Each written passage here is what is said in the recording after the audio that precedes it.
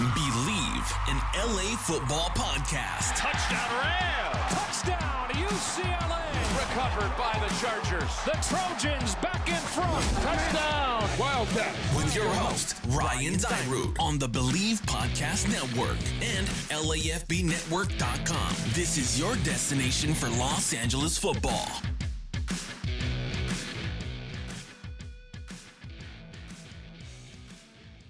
What's up, Los Angeles football fans? Welcome back to the Bleav In LA Football podcast here on the Bleav Podcast Network, also on LAFBnetwork.com, your destination for all your favorite Los Angeles football teams. Happy Tuesday. Took Monday off, Memorial Day. Spent some time with my daughter in the hospital. My folks actually drove out from Colorado in hopes to see her. We don't know if that's happening yet. Little update. For those curious, if not, sorry, you can hit that skip ahead button. But for those who've been following along on updates of my daughter Mia, who's in the hospital and the NICU, was born with a heart condition. So the hope, she's been doing really well, and the hope was that she'd be able to come home for a while before her big heart surgery that will repair the two main arteries. But she needs to be bigger in order to do that surgery. So the plan is, her stats are good. So she'd be able to come home, be with us for a month or 2 or 3 months if everything's staying stable, and then just grow. And then once she gets to her weight needed of, close to 7 pounds or so, be able to bring her back, and then she'll do the surgery. Right now she's just hit 5 pounds. So the plan, we met with the doctors last Friday. The plan that she was supposed to come home today on Tuesday. So we were ecstatic Friday. Like, okay, as long as she stays stable, steady, it's going to be good. Well, in typical fashion, with the year 2020, that night, so we met with the doctors Friday at like 3 p.m. That night we called at 11 to check on her, and her oxygen levels dropped immensely, her coloring was kind of changing, her feedings went down, so they had to give her a bunch of tests. They ran COVID tests to see if she caught coronavirus, took a bunch of blood and gas tests, all these different things. She got poked probably 10, 15 times by needles. They tried to put an IV in her multiple times. It was a rough night. Very rough day. Saturday, we go there early. She just didn't look like herself. She was basically out of it. Usually she's really awake, moving around. I mean, for an almost 2-month-old, the amount of movement she does is pretty amazing and inspiring, and she just wasn't doing that. So it was a tough Saturday. Ended up giving her a blood transfusion, and that almost immediately got her back kind of on track. Her O2 immediately shot back up to where it needed to be. Her heart rate slowed down. Her coloring and stuff looked good. She was starting to get more awake. So it was, bless God. Thank you for all the prayers and support. She was back to that. So now the biggest thing is obviously today's Tuesday. She's not coming home because of that little scare. But all her stats are good again. The biggest thing now is she needs to get back on her feeding schedule, because obviously during that she didn't eat for 10 to 12 hours, and then afterwards she was just so tired and out of it. So the big thing for her was, because her stats were good, as long as she was 100% doing her feedings through the bottle on her own, because prior to this it was all through like a feeding tube, then she could come home, because obviously we can't feed her through a feeding tube at home. She needs to be able to eat in the bottle. So now, unfortunately, because of this whole episode, I don't know if she scared herself or maybe has a little throat injury from some of the stuff or what, but her feedings have dropped dramatically. She was doing, full bottles just on Friday, and now today, Tuesday, she's doing like a eighth of her bottle, and then she cries and doesn't want any more, so they have to do the rest through a feeding tube. So the goal now is to get her back on track with the feedings, and then hopefully she can come home. So that's a little update, but she's much better than she was Saturday. Thank you, everyone, if you do listen or you follow me on social media. We truly do appreciate the prayers and support. It means the world to us.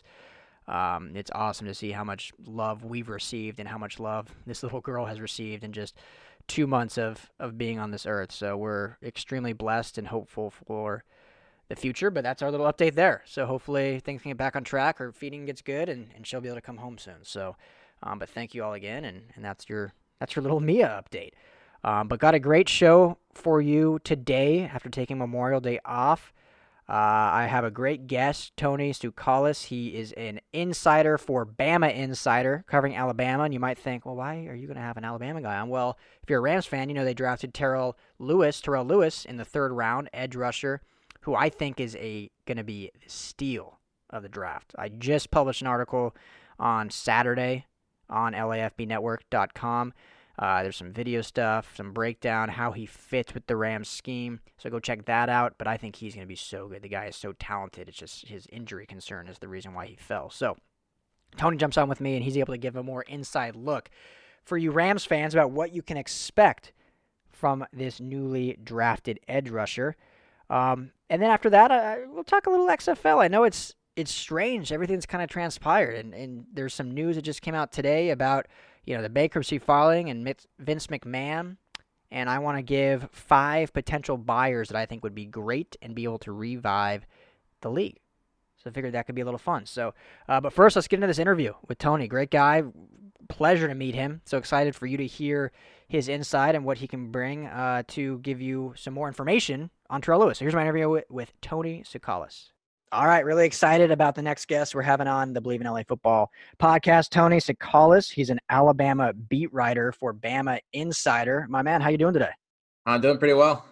Good, man. Thanks for jumping on with me for a bit. We're going to talk a little Terrell Lewis, the third-round pick for the Rams. But first, just a little bit about yourself, man. What do you do for BamaInsider? What's the kind of coverage you provide? Is it all print? Is it audio? Just a little bit about yourself. Sure. We're a website. BamaInsider is part of the Rivals network. So if you guys are familiar with Rivals, the recruiting service, I kind of cover the team for that site. And so I mostly football, some basketball as well. And I just kind of stick between those two sports and really kind of just keep the team coverage locked down. And we've got a recruiting guy as well. Sometimes I'll bump into recruiting too, but mostly my focus is just on the team itself. Well, I think Bama's a fun team to probably cover. You're always deep in the playoff run, so I always have a lot to talk about, and then certainly come draft time. So do you guys cover kind of through the draft too, or is it strictly kind of the college season? We'll cover through the draft, and we cover the draft when they start going to the NFL. I don't usually cover them as much unless they do something really big in the NFL or something like stands out. We mostly keep our coverage just while they're at Alabama, but we definitely keep an eye on some people, or on everyone when they go to the NFL. For sure. Well, obviously, we, covering LA football here, specifically want to talk a little bit Terrell Lewis, who is really kind of one of the intriguing prospects, because I know a lot of people had kind of a first-round grade. I've seen comps to Von Miller even on him, but obviously there's the injury history. So let's start with the injuries. What can you tell us kind of about his journey, I guess you will, in Alabama with kind of the injury history, the ACL and stuff like that? What do you know more about what the injuries were and kind of how they transpired? Yeah, it's just kind of, he's been the unlucky, people talk about Tua being unlucky with injuries, but Terrell Lewis has really just been super unlucky with injuries. I mean, the most recent major one was the ACL, not last year, but the year before. And then he had the elbow injury that kept him out 10 games. The year before that, Terrell Lewis is a guy that, when he was on the field, he was an elite player. He's a guy that, you'd probably think would go in the first round. But these injuries just kind of halted his progress a little bit. And he's been able to actually come back. It's not like I would say that he's necessarily injury prone, or, I mean, the first injury in, 2018, 2017, he bounced back way faster than anyone. We back here in Tuscaloosa, we kind of, joked that he was like half robotic just because of, how he was able to kind of like bounce back from that injury. And then, obviously an ACL is going to keep you out the entire season. Yeah, of course. But his ability to bounce back and then, to play through, or just to kind of get himself ready through those was pretty impressive. It's just the unluckiness of these injuries. I think it kind of, he's still a bit raw, I would say, because of that. Mm-hmm. Yeah, and that you kind of alluded to it, but do you think it is somewhat of a injury proneness, or is it just unlucky, one of those guys at wrong place, wrong time, and you saw him able, like you mentioned, bounce back quick enough where you think he can kind of get out of that mold? Yeah, I think it is a bit of unluckiness. I mean, it's an upper body and a lower body, so it's not like he's constantly injuring his knee, or, he's got anything that's like worrisome. He was relatively healthy this past season. So him being able to kind of get through a full year, I think that was important, just to show that he could do it. I think he missed one game with a minor injury, but that was more just like a precautionary thing. So I think this year showed that, he has the durability to get through the season. And, if you look at Dylan Moses also did an ACL. Alabama has a bad history with ACL, so maybe he just caught a little bit of that bug. Maybe, yeah, it was going around or something. But let's get into a little bit about his actual play and what the excitement should be surrounding him. Because like I said, I think he could be one of the biggest steals in the draft, falling to the third round because of that injury history. At 6'4", like 260, this guy is just a freak athlete, a great body build, especially for a 3-4 scheme that I think the Rams will run. What can you tell us about his actual play style, his, pass rush moves, maybe some game film that you saw that really just like stood out to you? Yeah, I mean, if you want to get excited about Terrell Lewis, look at the Tennessee game, look at the A&M game. It was during those two games where it really felt like he was going to take over. I think one of the different positions, obviously, but you watch the way that Quinnen Williams just took over games from the defensive position. During those two games, you saw Terrell Lewis just take over the game. The Tennessee game, he was unstoppable. It was like a video game. In college football, sometimes you see these players and you can tell that they're pro players and playing in the college level. And that's what I could see from Terrell Lewis, especially in that little spurt right there. We also saw him too in the national championship game that they beat Georgia, where he made that really big sack in overtime. He's a player that can just get into the backfield. He's, like I said, he's still probably a little bit more raw, and you kind of want to shape his game, but he's a guy who can play with his hand on the dirt. He can kind of, he's a great 3-4 linebacker. I think his coverage skills has probably gotten a little bit better as well. I think all that kind of stuff's going to get better with time. There's a lot of potential. I think, you go back to some of the players that Alabama's had on defense, maybe like a Deshaun Hand, different style player again, but a player that maybe did better in the pros than he did in Alabama. I think what you're going to see is Terrell Lewis is going to be maybe the most talented player that got drafted on Alabama's defense, in this year's draft. And you look back and you'd be like, oh, well, he didn't necessarily put up the numbers I would have expected with his talent. I think that's just more of a product of, like we said, those injuries. Because I think when you look at it from a talent standpoint, he's far and above a lot of the players in this draft. He's a steal in the third round. Yeah. Oh, yeah. And you mentioned the Tennessee game. I don't know if you remember this, but there was that spin move he put on that just left the tackle literally frozen, and he just spun right by him. And it was reminiscent of like a Von Miller or, some of those great pass rushers. I mean, amazing some of the stuff he can put out there. Yeah, and his ability. I remember one time it was during a spring game, so it really isn't company. He burst through the line. You're not allowed to hit the quarterback. He intercepted a pass, just and didn't break stride. He was just on his pursuit to the quarterback.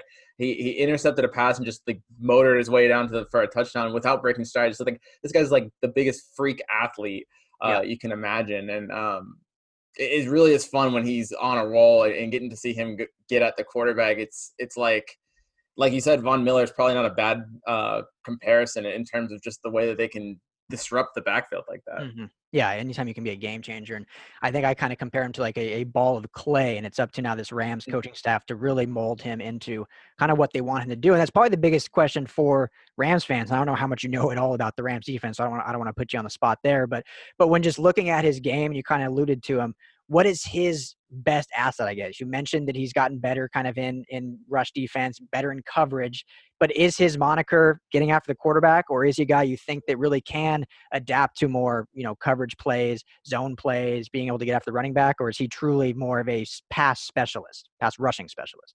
I would say at the time being, he is a pass specialist, but I think, he's got the athleticism. And I think, when you mentioned the ball of clay, I think what you really want to do is turn him into a 3-down linebacker.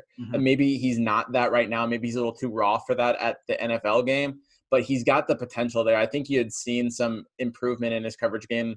Like I had said, if you can turn him into that every down 3-4 linebacker, I think that's where you really see his value. But like I said, at the moment right now, he's a guy that you'd put in during a passing down and really try to impact the game that way.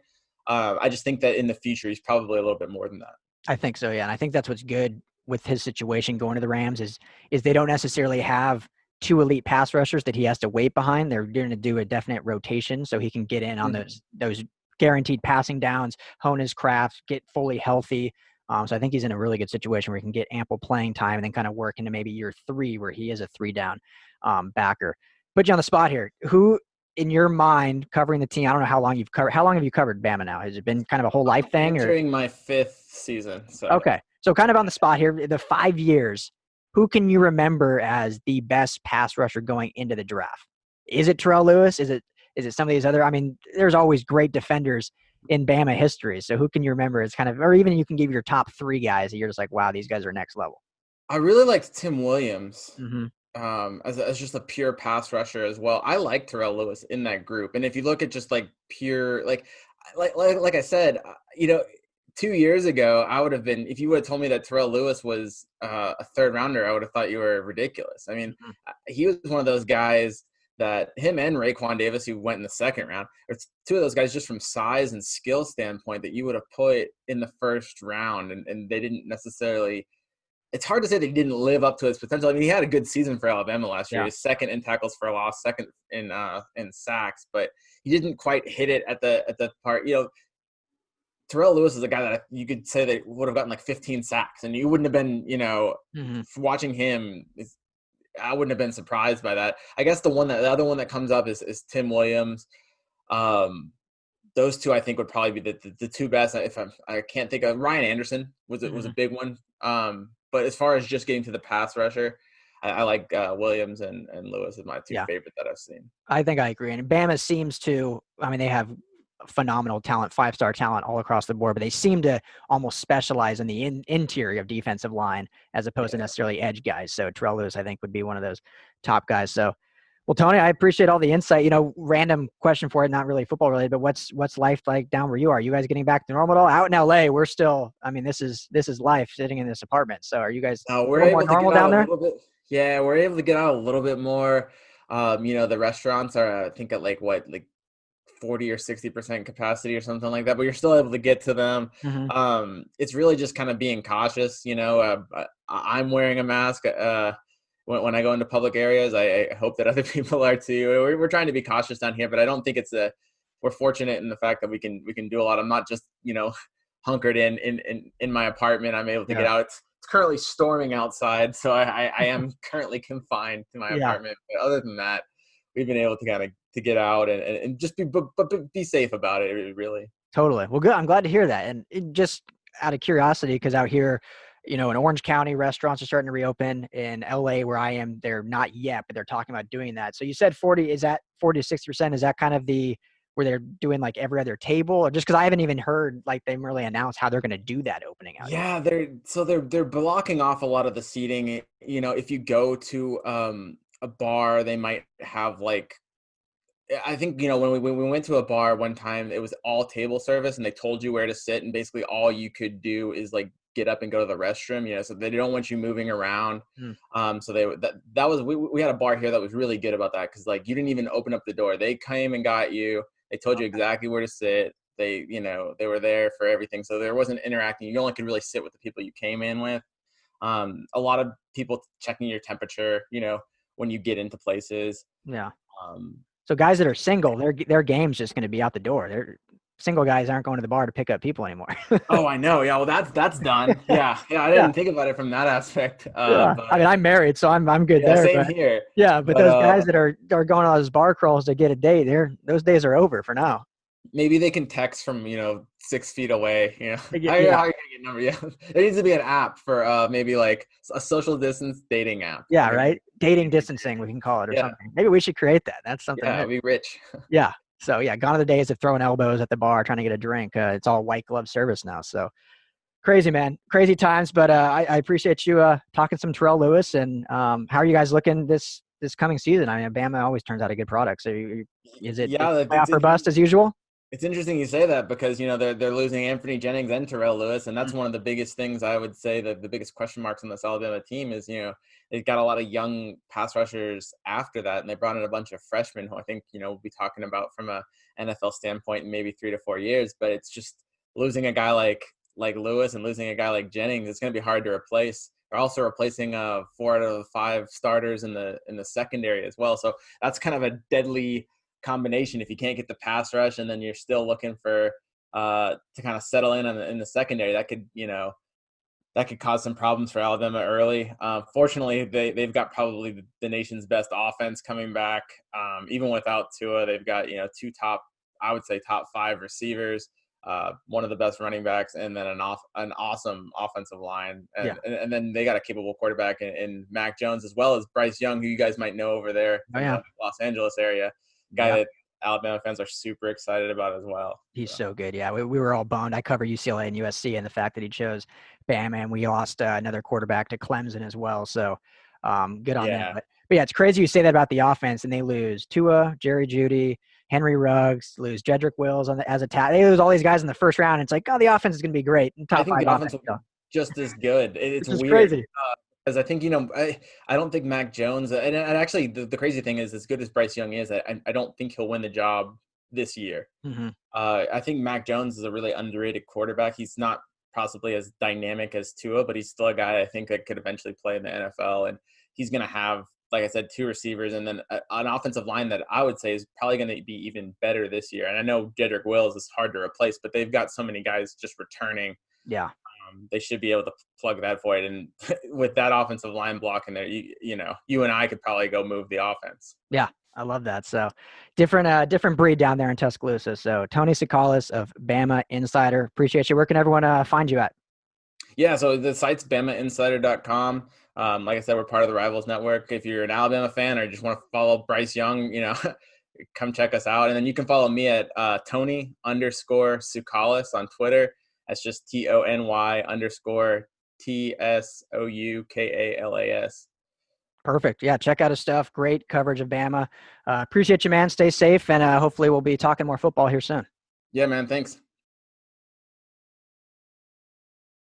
All right, big thanks to Tony. Hopefully you all enjoyed that. Got a little more information on this great new player for the Rams. I think he's going to be a great asset. Like I mentioned when talking to Tony, I think it's a good situation for him because he can come into a rotational situation, whether he's just used on third downs, whether he's just used on passing situations, and then really hone his craft and Brandon Staley's defense to, better his coverage skills, better against the run, and really just be healthy. Hopefully being in this rotation can keep him, healthy and loose.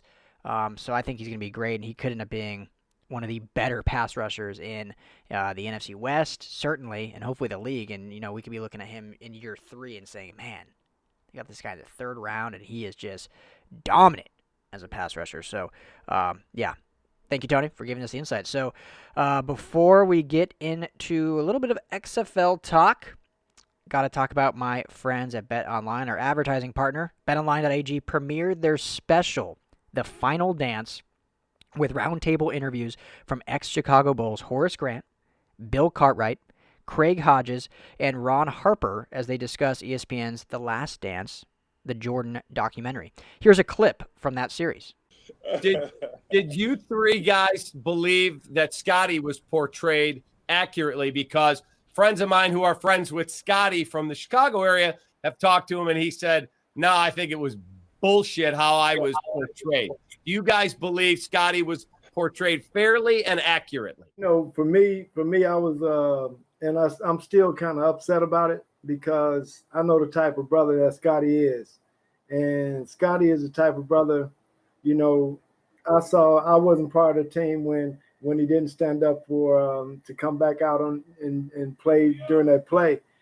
But I know that Scotty is the type of cat that will give his shirt for you, he'll go on the ground for you, and he'll kick out the shot for you. So for me, I didn't like how he was portrayed, and I felt like, it was I don't understand the reasoning behind it. I'm still trying to figure that out, that, without Scotty, MJ would not have won. It's like all the brothers sitting here. It's almost like MJ won in a vacuum, and it wasn't nothing like that, man. So to throw your brother, especially number 33, under the bus, man, that wasn't cool. Horace, Bill, what'd you guys think? It's interesting that when, the play where Pip did not come back in the game, that was Pip's best year. Pip had fallen into a leadership role. Yeah, he played great. So to me, people make mistakes and then you move off of them. So Scotty, I think Scotty's got a big heart. Scotty, when I first got to the Bulls, he wasn't a great shooter, skinny, extraordinarily talented. So everything he had, he worked for. So, Bill was a great teammate. And like I said, it was one man's show, and that's what they saw. But that's not really reality. Horace. It was straight up bullshit. It was straight up bullshit how they portrayed Scotty. I mean, in terms of being the number 2 on that team, and how he came out. I mean, in terms of against Utah, could barely walk. Like how I said, setting screens, getting knocked on the floor, the whole 9 yards. And for them, that documentary to call him, MJ called him selfish. That's some BS. That's straight up BS. If it wasn't for Scottie Pippen, there would be no 6 championships. I'm telling you right now, guys. I mean, the first championship, where I think MJ got in foul trouble with against the Lakers and Magic. Who came to the rescue? Number 33, Scottie Pippen. Scottie Pippen. And yes, indeed, he made a mistake. We addressed that after the game. And it was over with. And we took the Knicks to 7 games. And my question is, how in the hell did that get on this documentary when MJ ass wasn't even on the team? Interesting. Never thought of that, brother. I never thought about that. Never thought about that. That's very interesting. And as far as let me get back to something, because I have to vent now. I got this opportunity. Didn't he call all of his former teammates out with the cocaine and the weed and the women? So who's the fucking snitch? Woo! Man. What a clip. Sounds like there's a little bit of animosity still between those former Bulls and former teammates of the great Michael Jordan. Good to see them immediately come to the rescue of Scottie Pippen, but man, sounds like there's some old skeletons that want to come out by that. So, man, but make sure to check out the Final Dance, brought to you by betonline.ag. And on that note, there's still plenty of fun to be had, so go to betonline.ag, use my promo code MyPod100, and receive your welcome bonus on your first deposit. Once again, that's betonline.ag. Use the promo code MyPod100, MyPod100. BetOnline, your online wagering experts. All right, so in XFL news, yes, we are still talking about it because it's somehow not completely dead yet. So it came out today. Vince McMahon came. I know we talked a little bit last episode, and it's been kind of rumors swirling that maybe this was some diabolical plan.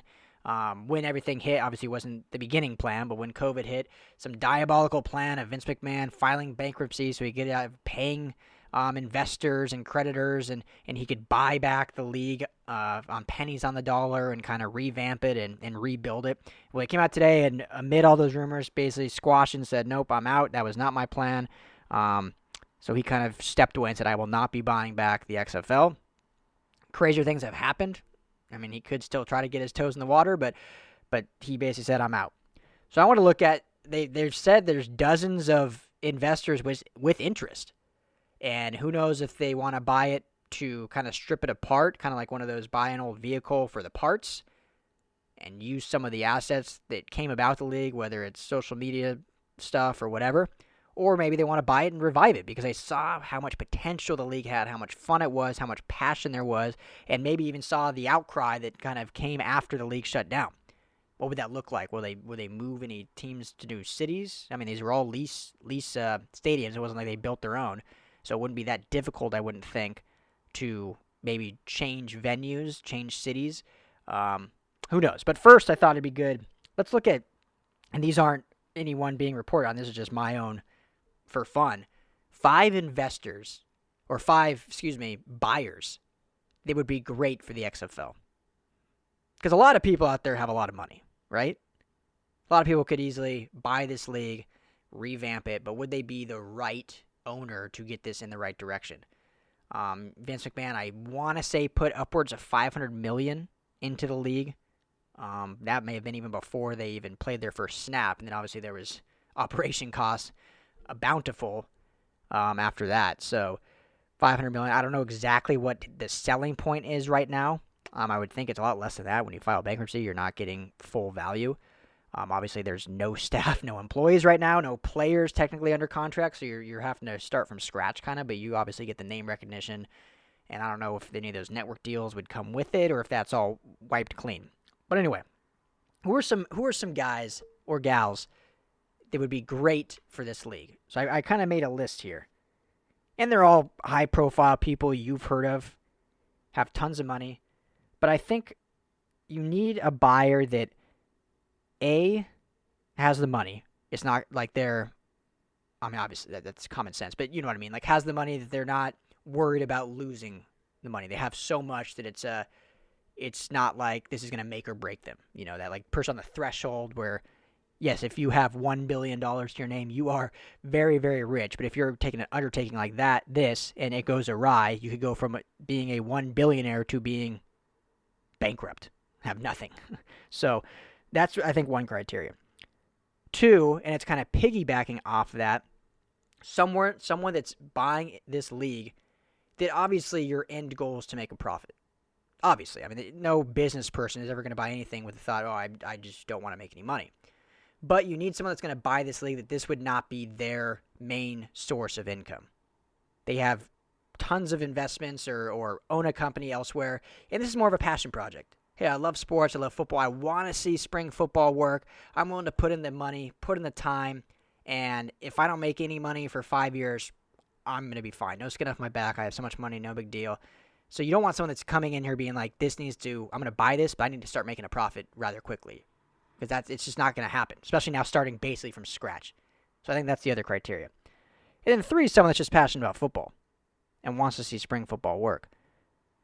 So those are kind of my 3 criteria. And going back to 2, I think that kind of alienates and crosses out, hedge fund people, simple just investors, guys and gals that just make money based on investing.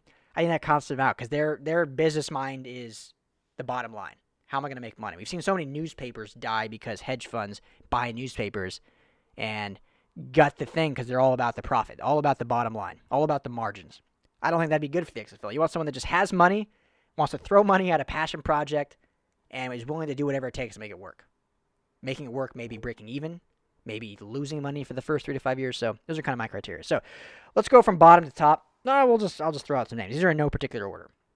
Actually, okay, I changed my mind. I'm going to order them based on who I think would be best. So from 5th to 1st, who would be the best owner? So let's start 5. Jeff Bezos, the richest man in the world, owner of Amazon, worth over $145 billion. I don't remember the number, but this guy makes like millions of dollars per minute or something. It's unreal. Unreal. His wife divorced him and is now worth over $36 billion. Just based on divorce settlements. She's one of the top 25 richest people in the world because he had to pay her based on divorce. And I don't know the whole background. Maybe she is more involved. I don't want to put my foot in my mouth. Maybe she does a lot for the company. But I just know on the list of richest people, it says her name and it says like divorced. Like basically alluding to she became this because Jeff had to give her a bunch of money in divorce settlement. So this is someone that I don't know how invested he would be in this league. He's obviously probably so busy running this empire that is Amazon, continually growing it. They want to build more factories, and they're expanding now they have Amazon Music. They already have Amazon, movies and all this. So I don't know how invested him personally would be. But this guy has so much money. He could put $5 billion into this league, and that would make it work alone. If you have that much money to throw into something, unless the product is so awful, there is no way it can't be successful. Because you could literally make sure it's on every primetime slot in the media.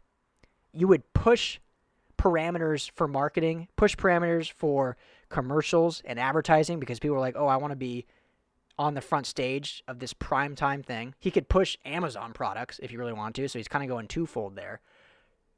it's going to be successful if you throw that much money at it. You can get the best of the best and coaches. And, I mean, what coach isn't going to want to go to a new league and make more than he's making in the NFL? If you're an offensive line coach or a defensive coordinator who's like a kind of up-and-coming, say Eric Bieniemy. I'm not saying this is going to happen. Eric Bieniemy, I think, end goal is to be an NFL head coach, and he's going to get an NFL head coaching gig. But someone of his caliber that maybe has like 5 years to wait, and all of a sudden Jeff Bezos calls and says, hey, I'm revamping the XFL. We're going to kick ass. We're going to make this a filler league for the NFL. It's going to be better for your future, but I want you to be the face as a coach here, and we're going to pay you, we'll pay you $20 million a year. That's outlandish, but who's going to say no to that? Who's to do that? So my thing with Jeff Bezos, he has so much money. He'd be great just because he can throw so much money at it. It's going to be successful. Number 2, Elon Musk.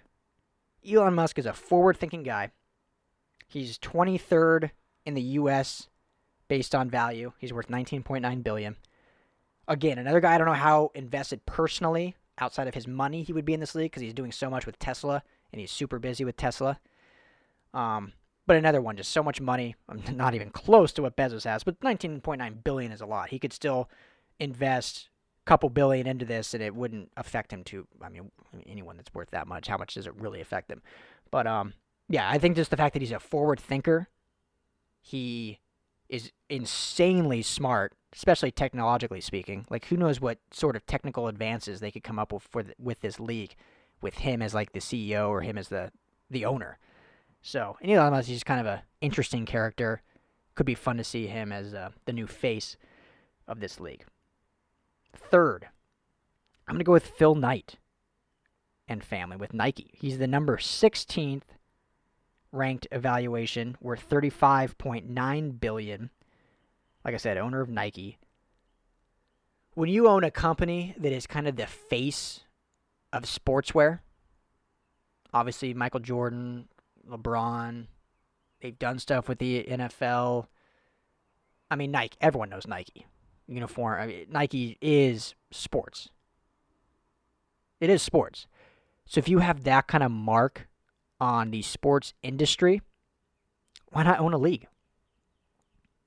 All the uniform, everything would be Nike.